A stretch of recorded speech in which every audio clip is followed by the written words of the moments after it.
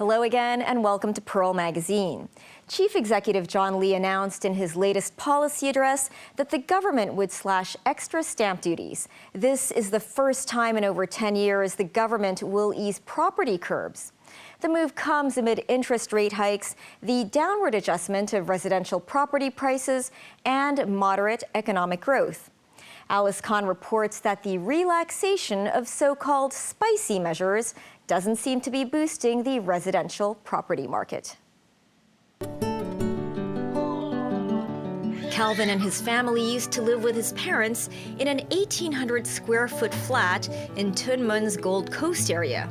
2 years ago, he and his wife bought this 424 square foot flat in Chuen Wan.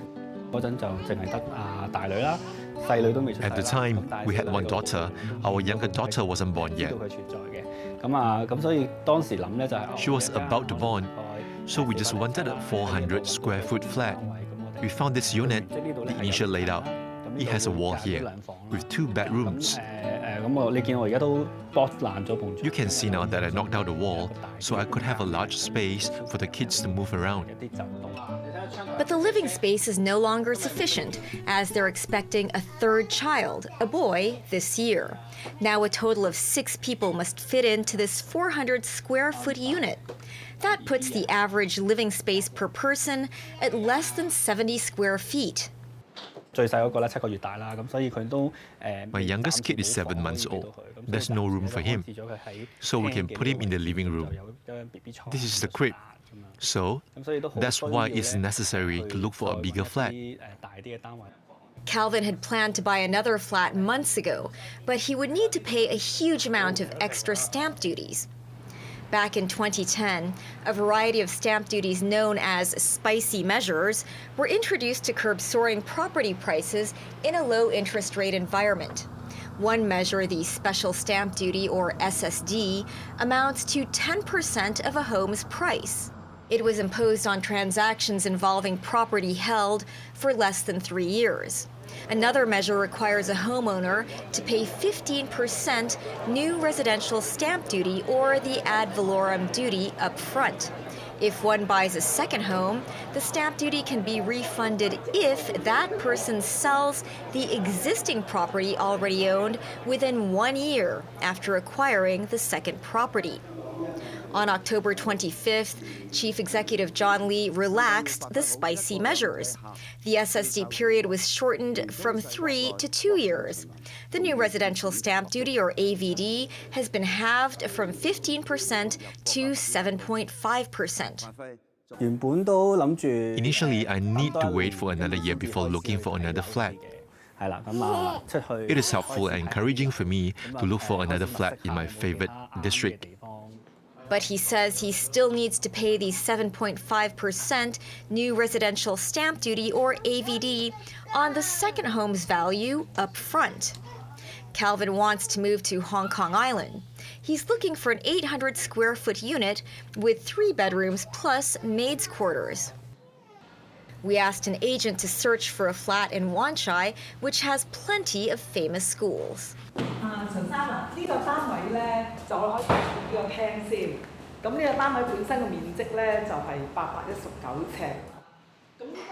This flat is on a lower floor of an 11-year-old development. It has 3 bedrooms and a maid's room. It has 678 square feet of outdoor space. The asking price is $28 million.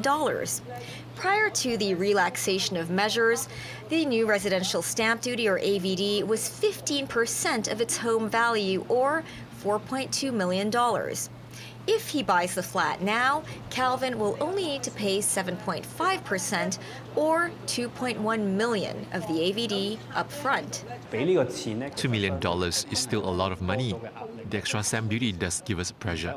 If I don't need to pay the tax up front, it would really help us. Calvin likes this flat because it's got enough space for his family, but he'll look at other flats before making a decision. Another homeowner, Kit Chung, bought this flat 18 months ago.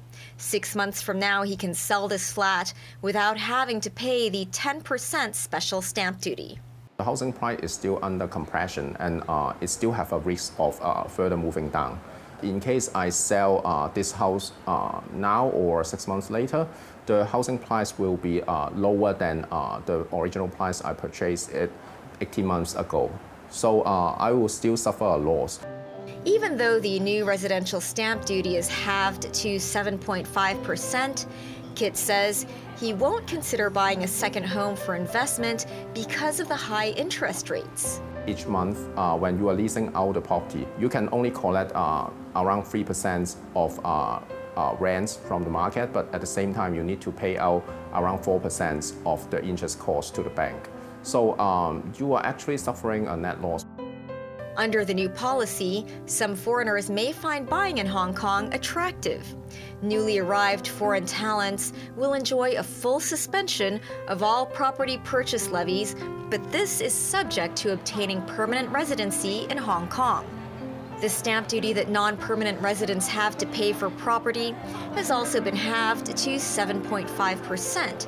But foreigners will also need to pay the 7.5% new residential stamp duty. In his policy address, Chief Executive John Lee says the adjustment of spicy measures is due to the sluggishness in the residential market.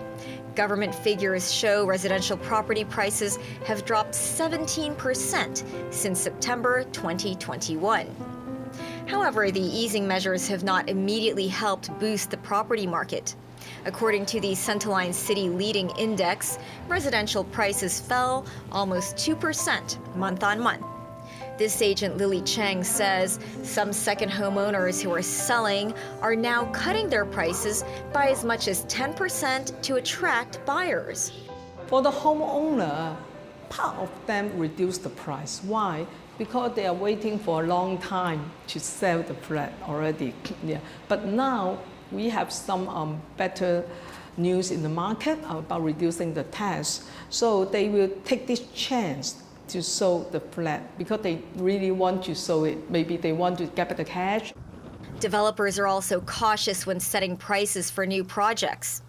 There was this developer who launched a new project, completely new project in Aberdeen. The developer was quoting a price, which actually, according to my understanding, was actually a very reasonable price. I have a feeling that he might be losing money, meaning it's below cost. You may ask, if he's got confidence with these cooling measures, why would he quote a price which actually resulted in a loss? So they will have to sell as much as possible. Another blow to the residential market is that developers are still putting in low bids for land tender after easing the cooling measures. On November 1st, the government withdrew a residential site in Tung Chung due to a very low bid. On November 9th, MTR said it received no tender for its proposal to develop its Tung Chung site. You are basically talking about your estimate or your confidence in the next 5 years, because you won't get your return not until the next 5 years, isn't it? So meaning the developers being very skeptical as to what's going to happen to Hong Kong property prices in the next few years. When the land comes down by that much, the unit rate should come down by that much as well. Joseph says the cutting back of the cooling measures may be too little, too late. Sentiment is really bad. I think the market will have roughly around 4 to 5% corrections. And next year, probably another 10%. Ryan Ip of Our Hong Kong Foundation says the interest rates hike cycle is affecting market sentiment. I think its impact on the market is muted because the current sluggish of the market, I think, stems from twofold. One is uncertainty on the interest rate hikes because higher interest rate will mean more monthly mortgage repayment and also means lower affordability. If you look at the U.S. economy, it's still at a relatively strong phase. So the Federal Reserve is unlikely to lower interest rate at that circumstances over a short period of time. Ryan says a weak economy is also affecting the market. Economic uncertainties about when the economy is going to recover, what's going to recover for both locally, mainland China, and also the rest of the world. We expect after the border open, a lot of the mainland buyers will rush to Hong Kong and buy up our properties But that did not happen. Well, obviously because economy in the mainland was not doing good as well. Probably the sentiments for mainland buyers are not very eager as well. So with that background in mind, even with the recent relaxation of the measures, I do not believe there would be suddenly a huge flood of mainland markets coming back to Hong Kong. Surveyor Vincent Chung expects property prices to go down further because of high unit supply in the market, particularly the first-hand market. When we look back to the existing stocks, residential property stocks in the market, which is definitely more than 20,000 units, this would add on some pressure to the developers or even for the second-hand owners who want to sell the properties in the meantime. So we don't expect that the property price would go up in this year or in the next year. With the uncertainties ahead, analysts believe the government can further relax the cooling measures to support the ailing residential market. When we return, what the government is doing to ensure there is enough employable talent in Hong Kong. Stay with us.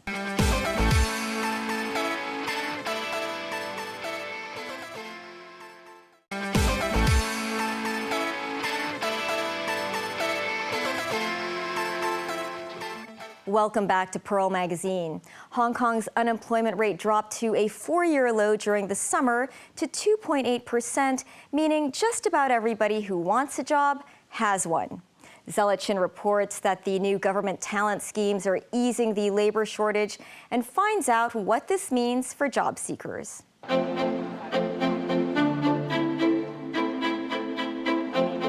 On this Saturday, Mendes Xun is spending the morning at this job fair at the Asia World Expo.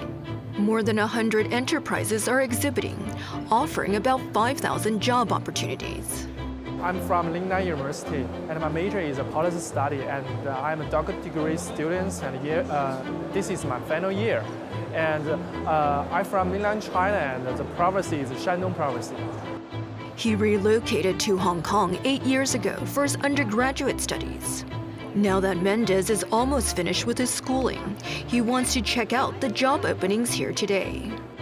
Some booths is very interesting because some booths set up some game machine to have a good connection with the person to know their company, what's the company's cultures, and also use some games to know some company's job positions. He is looking for opportunities that would draw upon his expertise in policy studies. If some company have some job position is related to the policy analysis, I think is which I prefer. Maybe the industries, business industry, art industry is also okay for me. He says his strengths are that he pays close attention to detail and has strong communication skills. My personality is outgoing, so I think it's good to have a connection with boss, with different people. This is my first strength. The second strength is about, I think if I deal with some documents, I will carefully to do can avoid some careless things. He also has some requirements for his future employer. The salary, the wage is very important for me. My wage requirement is around 20,000 Hong Kong dollars 1 month. This is my standard. And what's more is about, I want the boss give me a flexible time management for the job, because for nowadays young people, they prefer have some more activities and more events to join. So I do not want to find some job is have the fixed time.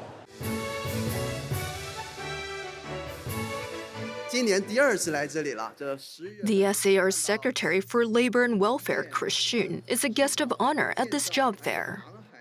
It's very important in Hong Kong.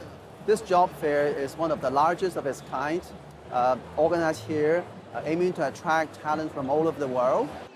Organizations in Hong Kong have had a difficult time hiring employees recently. We are really having a very tight labor market. If you look at the unemployment rate, it's very low at 2.8%. Literally, we are in full employment. But for Hong Kong to grow First of all, we need more people to work here in Hong Kong, and there are a demand for talents at different levels of different skills. So apart from growing our own local talent, we also need to attract from overseas, from the mainland, so that we have a much bigger pool of talent to help Hong Kong. This is good for our business, good for our society. Certain industries in the city have a huge demand for workers. We are an international financial center, so we need people with a financing background. So this is number one what we need. We are investing a lot into R&T. We are looking to build Hong Kong into a center for new energy, for life science. This is what we're good at, and AI. But apart from that, we are an import-export center. We are an international aviation center, maritime center. So we need people to come to Hong Kong. People, they are the core element, the key factor making Hong Kong a competitive and highly prosperous city. In late 2022, the government launched the Top Talent Pass scheme, which allows graduates from top universities to relocate to the city to look for jobs. By late October this year, the government's received over 180,000 applications and approved nearly 120,000. A majority are coming from the mainland, but also a sizable people that are educated overseas with a very, very good education background, having their degree either in America or in Europe. And last month, the government launched a new pilot scheme for non-local students to get a higher diploma in Hong Kong and then find a technical job in the city. Those they will contribute to our R&T sector, with the building sector, the electrical and mechanical sector, and also the aviation and maritime sectors. If they stay here and work for 7 years, we'll grant them a permanent resident status. The secretary believes these new schemes have been successful in easing the labor shortage. This exhibitor has noticed that there are more candidates for job openings these days. Jeffrey Goldstein started a Hong Kong-based company more than 10 years ago. The consulting firm provides technology solutions to clients in Greater China, and it has job openings in sales, marketing, and technical support. We've had people lined up 3-4 deep at our booth waiting to speak to people. So from a business standpoint, it's been very good for us, and there's a huge selection of talent available for us to select from. He's pleased that an estimated 10,000 attendees are visiting the fair, more than the job fair in April. At that time, Jeffrey had difficulty hiring people, including those with no work experience. So we had recruited someone out of the local university. They worked about 2 months as an intern. When they finished the internship, we offered them a full-time position. We offered them $17,000 per month. They said that that was too low, and that person still rejected that position at $25,000 and was looking for $30,000 coming directly out of, schools. Fast forward to today, the starting salaries for the job openings are about $17,500 a month. And the job seekers at the fair are mostly people from the mainland who recently graduated from universities in the SAR. They want to stay in Hong Kong, so they're looking for a job and looking for a position in Hong Kong. We've also met several people who have already graduated maybe 2 or 3 years ago that are now in the job market because unfortunately they got laid off.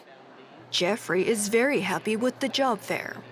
Usually it takes a few months to hire a new employee, but by exhibiting at the fair, the hiring process can be shortened. We'll spend 2 days here on the weekend. We don't lose any time during the business week. We'll be exposed to over 6,000 candidates. By next week, we'll be going through setting interviews, and we'll probably have someone onboarded within a week. Rick Dai is the CEO of a Beijing-based online recruiting platform and the co-host of the job fair. Its clients include state-owned companies, multinationals, and startups in finance, real estate, manufacturing, energy, biotech, and other industries. This year would be very great to help the companies in Hong Kong to recruit talents from mainland China, and also help the companies in mainland China to recruit the people overseas. He says the job market has changed compared with last year, and employers have a larger candidate pool. Lots of people, they kind of being laid off. by the different companies, so the talent supply are much bigger than before. So for the employer, their decision process becomes slower because they are not so rushed to expand their team. For the talents themselves, they know that when they change the jobs, they couldn't ask for more and higher salary as before. Rick says when job seekers change jobs, they expect a 5 to 10% increase in salary compared with a 20% increase last year. Some fast-growing professions are willing to pay much more. If you talk about the AI people, today it's really like crazy. They get a salary like more than double or even triple for some of the key talents. His research shows that employers are communicating two key messages to attract job seekers. They would like to give them a very clear career path to the candidates. They will emphasize on the future of the company. They will tell the candidates how stable the company will last longer. So that's very important. You know that we see a lot of a huge company shut down immediately, or huge company, they lay off people. And he says Hong Kong employers should be mindful of the needs of the mainland Chinese who consider relocating to the city for an opportunity. So for Hong Kong employer, you need to offer those environment factors. Let them understand the education for their kids, living environment, housing, and also the medical care, and how to make all the working permit process. So this is the very small but very detailed things that they care about. Jeffrey is very bullish on Hong Kong, and he's thrilled with the talented individuals the city is able to attract. Hong Kong is a special place to do business because there's special requirements. So the people that we hire are required to speak Cantonese, they're required to speak English, and they're also required to speak, Mandarin. So this is a very sophisticated place, and we need very talented employees that could speak all three languages. That's our show for this week. Join us on Pearl Magazine, same time next week. Bye for now.